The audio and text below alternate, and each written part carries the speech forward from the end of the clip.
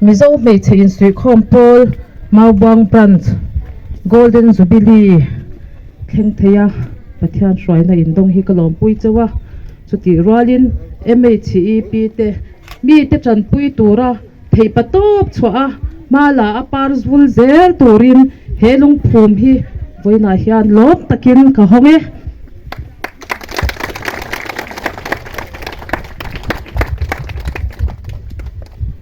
alung phuna hian hetiang hian a inziaka mizo mai chen sui khompol Maubuang branch Golden Jubilee sangkha jakua somsari pali atanga sanghi somhi pali MHEP emblem ma oma thupui mi ta chanpui phung tu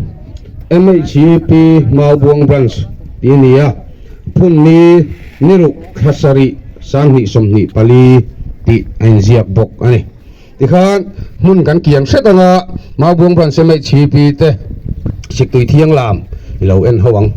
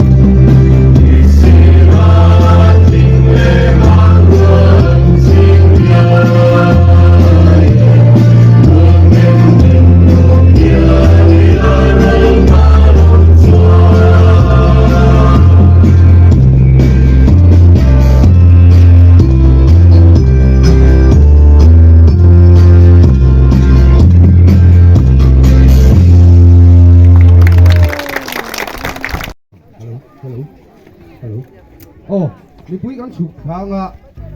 โอ้ยทั้งปลาโหดโอ้ยทั้งปลาโหดอ่ะดาร์โซมปะคตาเพียงโปรแกรมท่านแหล่งเล่าตัวอันนี้